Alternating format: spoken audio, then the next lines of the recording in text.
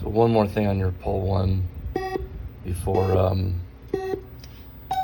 move on to pull two here. I did end up fixing the bad edge connector pins rather. So that's just copper tape soldered into the traces. So you might find in your cabinet, however, that those pins are bad. Reason being is, you know, if they're bad on the board, which you had a couple here and here, they're probably bad in the cabinet as well.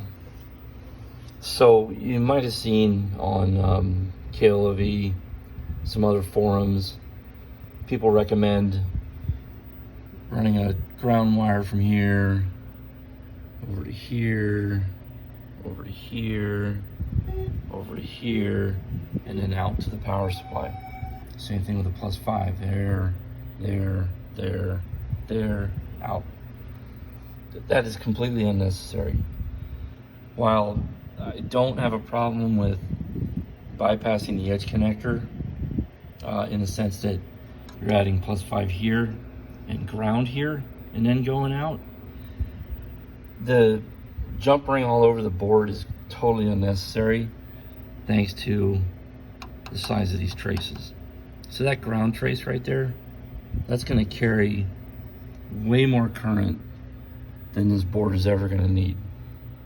Same thing with a +5 trace.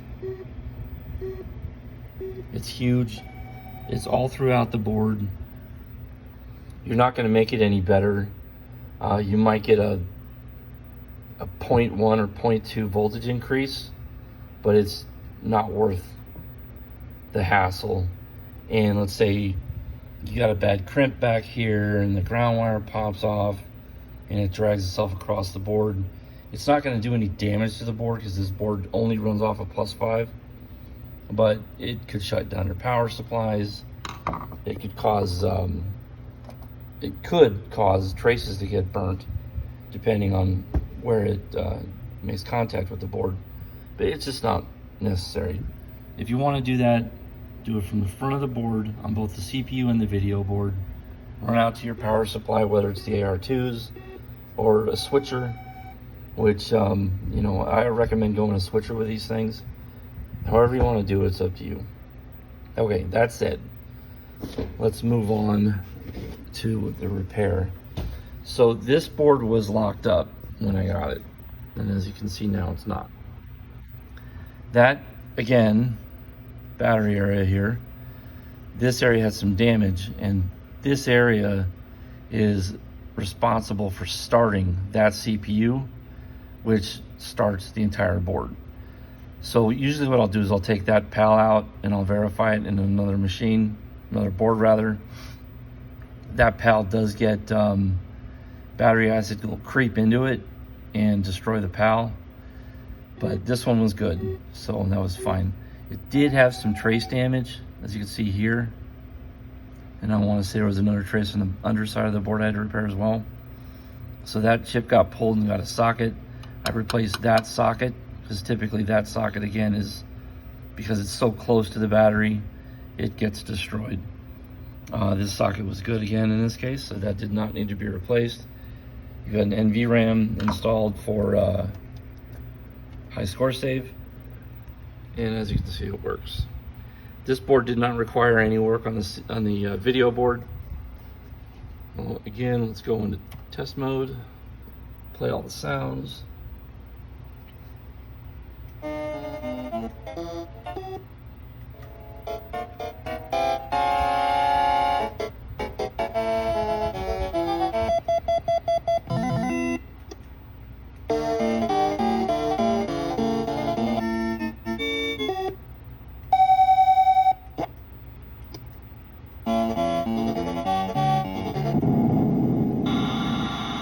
Prepare to qualify. Press 12 when you qualify to roll.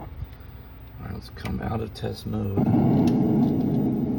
See if I can get my trackball steering wheel hooked up.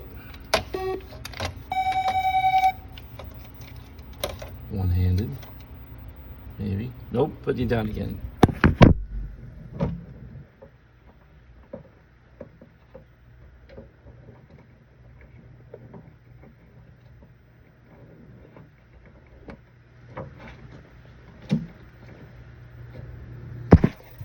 Okay, back in business.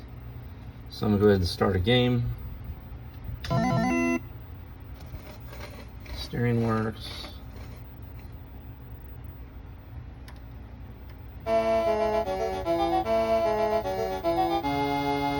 Prepare to qualify.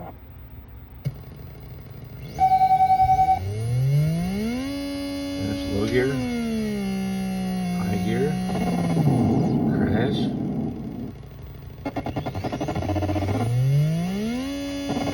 There's steering.